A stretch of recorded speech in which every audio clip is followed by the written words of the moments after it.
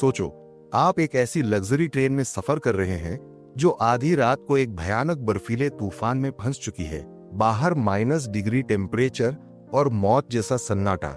लेकिन असली खौफ बाहर नहीं, ट्रेन के अंदर है, क्योंकि फर्स्ट क्लास कंपार्टमेंट में एक आदमी की लाश मिलती है। उसे 12 बार चाकू मारा गया है। सबसे डर की बात पता है क्या है? कंपार्टमेंट अंदर से लॉक था।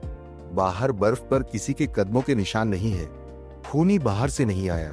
खूनी अभी भी ट्रेन में उन्हीं 12 यात्रियों के बीच आराम से बैठा आपको घूर रहा है। और दोस्तों, आपका दिमाग तब घूम जाएगा जब आपको पता चलेगा कि यह कहानी एक real life true crime case से जुड़ी है, जिसने पूरी दुनिया को हिला दिया था। दिल थाम कर बैठिए। यह कहानी शुरू होती है साल 1934 में इस्तांबुल के रेलवे स्टेशन पर। दुनिया के सबसे मशहूर बेल्जियन डिटेक्टिव हरक्यूल पोयरो को एक अर्जेंट टेलीग्राम मिलता है, जिसके बाद उन्हें तुरंत लंदन वापस जाना पड़ता है। वो ओरिएंट एक्सप्रेस नाम की एक अल्ट्रा लग्जरी ट्रेन में सवार होते हैं। यह ट्रेन आमतौर पर इस ऑफ सीजन मौसम में खाली रहती है, लेकिन हैरानी की बात यह थी कि फर्स्ट क्लास कंपार्टमेंट पूरी तरह से फुल था। एक रशियन प्रिंसेस, एक ब्रिटिश कर्नल, एक अमेरिकन एक्ट्रेस, एक हंगेरियन डिप्लोमैट, अलग अलग देशों के अलग अलग क्लास के लोग, सब एक ही ट्रेन में। सफर के दूसरे दिन पोयरो की मुलाकात एक बहुत ही अजीब और खौफनाक दिखने वाले अमेरिकन बिजनेसमैन से होती है, सैमुअल रैचेट। रैचेट डर से कांप रहा था। उसने पोयरो को एक ऑफर दिया, मिस्टर पोयरो, मैं बहुत अमीर आदमी हूँ, कोई मुझे मारना चाहता है, मेरी हिफाजत करने के लिए मैं आपको $20,000 दूंगा। लेकिन पोयरो, जो इंसान की आत्मा तक पढ़ लेते थे, उन्होंने रैचेट की आंखों में देखा और एक ऐसी लाइन कही जो हिस्ट्री बन गई, मुझे आपका चेहरा पसंद नहीं आया। पोयरो ने ऑफर ठुकरा दिया। रैचेट अपनी जिंदा बचने की आखिरी उम्मीद खो चुका था। रात के लगभग 12:30 बज रहे थे। ट्रेन एक भारी स्नोड्रिफ्ट में फंसकर रुक चुकी थी। अब न ट्रेन आगे जा सकती थी, न कोई बाहर से अंदर आ सकता था। अगली सुबह ऐसी आती है जो पूरे डिब्बे में दहशत फैला देती है। सैमुअल रैचेट का उसके लॉक्ड कंपार्टमेंट में खून हो चुका है। दरवाजा अंदर से चेन लॉक्ड था। खिड़की खुली हुई थी, लेकिन बाहर बर्फ पर किसी के फुटप्रिंट्स नहीं थे, यानी खूनी खिड़की से भागा ही नहीं। लेकिन यहाँ पर एक सबसे बड़ा सवाल पैदा होता है, रैचेट को 12 बार चाकू मारा गया, तो वो चीखा क्यों नहीं? उसने अपनी जान बचाने के लिए हाथ पैर क्यों नहीं मारे? इसका जवाब आपको हैरान कर देगा। रैचेट के टेबल पर एक खाली कॉफी का कप रखा था। इन्वेस्टिगेशन में पता चला कि उसके अपने ही वफादार नौकर और सेक्रेटरी ने उसकी कॉफी में भारी मात्रा में नींद की गोलियां मिला दी थी। रैचेट बेड पर पूरी तरह से बेहोश पड़ा था और तभी अंधेरे में किसी ने, या शायद कई लोगों ने, आकर उसे छलनी कर दिया। पोयरो और ट्रेन के डायरेक्टर इन्वेस्टिगेशन शुरू करते हैं, पर जो सबूत उन्हें मिलते हैं वो कानून के किसी भी लॉजिक में फिट नहीं बैठते। घाव, रैचेट को 12 चाकू लगे थे, पर अजीब बात यह थी कि कुछ घाव बहुत गहरे थे और कुछ सिर्फ हल्की खरोंचें थी। कुछ वार सीधे हाथ से थे तो कुछ उल्टे हाथ से। ऐसा लग रहा था जैसे दो बिल्कुल अलग ताकत वाले इंसानों ने उसे मारा हो। रुकी हुई घड़ी, रैचेट की टूटी हुई घड़ी 1:15 पर रुकी थी। एक पाइप क्लीनर, क्राइम सीन पर पाइप साफ करने वाला क्लीनर मिला, जबकि रैचेट पाइप पीता ही नहीं था। एक रुमाल, एक महंगा औरत का रुमाल जिस पर एच लिखा हुआ था। और यहाँ खूनी ने पोयरो के साथ दिमाग का एक बहुत बड़ा खेल खेला। मर्डर की रात पोयरो ने कॉरिडोर में एक अजीब सी औरत को चलते हुए देखा था, जिसने एक लाल रंग का सिल्क गाउन पहना था। पर अगले दिन ऐसी कोई औरत ट्रेन में मिली ही नहीं। पता है क्यों? क्योंकि वो एक मर्द था जिसने औरतों का गाउन पहना था ताकि ध्यान भटकाया जा सके। और हद तो तब हो गई जब खूनी ने पोयरो को चिढ़ाने के लिए वही लाल गाउन पोयरो के ही प्राइवेट सूटकेस में छुपा दिया। यह खुली चुनौती थी, पकड़ सको तो पकड़ लो। लेकिन पोयरो का ध्यान एक और चीज पर था, एक जला हुआ लेटर। पोयरो ने वायर मेश से उस राख को संभाला और पढ़ा, याद करो छोटी डेजी आर्मस्ट्रांग को। ये नाम पढ़ते ही पोयरो के पैरों तले जमीन खिसक गई। अब जो मैं आपको बताने जा रहा हूँ वो फिक्शन नहीं है, अगाथा क्रिस्टी ने यह कहानी एक सच्ची घटना से इंस्पायर होकर लिखी थी, जिसे हिस्ट्री में लिंडबर्ग बेबी किडनैपिंग कहा जाता है। कुछ साल पहले अमेरिका की एक बहुत अमीर और मानी जानी फैमिली द आर्मस्ट्रॉन्ग्स की 3 साल की बच्ची डेजी को किडनैप कर लिया गया। परिवार ने किडनैपर्स को फिरौती दे दी, लेकिन उसके बावजूद उस मासूम बच्ची का बेरहमी से खून कर दिया गया। इस सदमे से डेजी की प्रेग्नेंट मां की जान चली गई।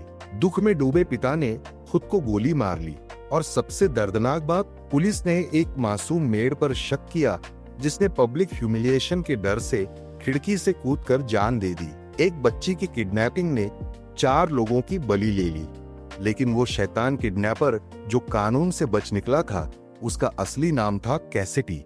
और दोस्तों, इस ओरिएंट एक्सप्रेस में मारा गया वो आदमी सैमुअल रैचेट और कोई नहीं बल्कि वही दरिंदा कैसिडी था। ये कोई डकैती नहीं थी, ये आर्मस्ट्रांग फैमिली का इंसाफ था। पर खूनी इन 12 में से कौन था? पॉयरो ने उन 12 लोगों से पूछताछ शुरू की। हर इंसान के पास एक परफेक्ट एलिबाई था, सब एक दूसरे की पीठ बचा रहे थे। लेकिन दुनिया के सबसे बड़े डिटेक्टिव की नजरों से छोटी गलतियां कैसे बचती? पॉयरो ने उनके माइंड गेम्स को उन्हीं पर पलट दिया। सबसे पहले उन्होंने पकड़ी हंगेरियन डिप्लोमेट की पत्नी काउंटेस एंड्रियाइन को। क्राइम सीन पर एच लिखा रुमाल मिला था। काउंटेस के पासपोर्ट पर नाम था एलेना, पर पॉयरो ने देखा कि नाम पर एक तेल का दाग था। असल में उसका नाम हेलेना था। वो डेजी आर्मस्ट्रांग की सगी मौसी थी और उसने जानबूझकर ग्रीस गिराया ताकि रुमाल उससे लिंक ना हो। पॉयरो को याद आया कि ट्रेन में बैठने से पहले उन्होंने गवर्नेस मैरी और कर्नल आर्बुथनॉट को चुपके से बात करते सुना था। अभी नहीं मैरी, जब ये सब खत्म हो जाएगा तब। लेकिन इन्वेस्टिगेशन में दोनों ऐसे एक्ट कर रहे थे जैसे एक दूसरे को जानते ही नहीं। पॉयरो समझ गए यहाँ एक्टिंग चल रही है। एक अमेरिकन औरत मिसेज हबर्ड बहुत ज्यादा चीख चिल्ला रही थी कि खूनी उसके कमरे में आया था। पॉयरो ने ठीक से देखा तो समझ गए कि ये कोई आम औरत नहीं बल्कि लिंडा ऑर्डिन थी, एक फेमस स्टेज एक्ट्रेस और डेजी आर्मस्ट्रांग की नानी। उसकी ओवर एक्टिंग सिर्फ पुलिस को कंफ्यूज करने के लिए थी।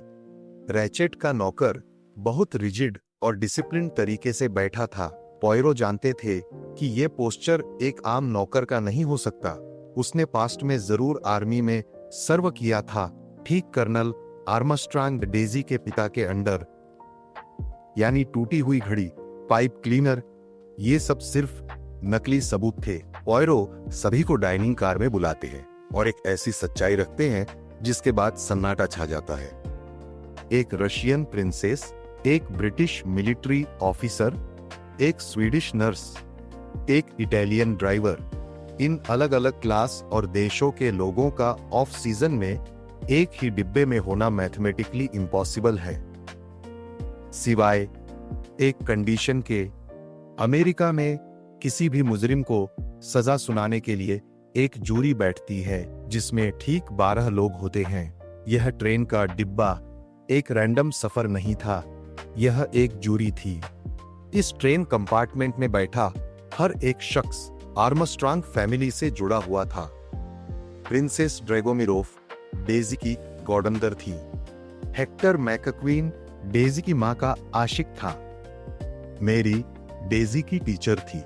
और तो और, ध्यान से सुनिएगा, उस ट्रेन डिब्बे का जो गार्ड था जिसे दरवाजे की हिफाजत करनी थी, वो भी इस साजिश का हिस्सा था। क्यों? क्योंकि वो उस मासूम मेड सुजैन का सगा पिता था जिसने पुलिस के डर से खुदकुशी की थी। कानून ने जब कैसिडी को छोड़ दिया तो इन लोगों ने अपना इंसाफ खुद लिखा। उन्होंने ओरिएंट एक्सप्रेस की सारी टिकट्स खरीद ली। रात के अंधेरे में बेहोश रैचेट के कमरे में वो सब एक एक करके गए। 12 यात्री और 12 चाकू के वार। किसी ने जोर से मारा, किसी ने दर्द में आकर हल्के से मारा, किसी ने राइट हैंड से, किसी ने लेफ्ट से। सब उस खून में बराबर के शामिल थे ताकि अकेले किसी एक पर मौत का इल्जाम ना आए। ये 12 लोग उसकी जूरी भी थे और उसके एग्जीक्यूशनर्स भी। पॉयरो के सामने आज जिंदगी का सबसे बड़ा धर्म संकट था। वो इंसान जो जिंदगी भर सच के लिए लड़ा, क्या वो इन 12 टूटे हुए परिवारों को फांसी पर चढ़ा देगा? जिन्होंने एक ऐसे मॉन्स्टर को मारा जिसे तो कानून को खुद मारना चाहिए था। पॉयरो ने एक गहरी सांस ली। उन्होंने ट्रेन डायरेक्टर की तरफ देखा और मुस्कुराकर कहा, जब युगोस्लावियन पुलिस आएगी तो हम उन्हें यही कहानी सुनाएंगे कि एक बाहरी आदमी ने ट्रेन में घुसकर खून किया और बर्फ में गायब हो गया। हरक्यूल पॉयरो ने अपनी जिंदगी में पहली बार जस्टिस के लिए कानून की आंखों पर पट्टी बांध दी थी। सच हार गया था, लेकिन इंसाफ जीत गया। आपको क्या लगता है दोस्तों, एक बच्ची और उसके परिवार की तबाही का बदला लेने के लिए पॉयरो ने जो फैसला लिया, क्या वो सही था? मुझे कमेंट्स में अपना वर्डिक्ट जरूर सुनाना।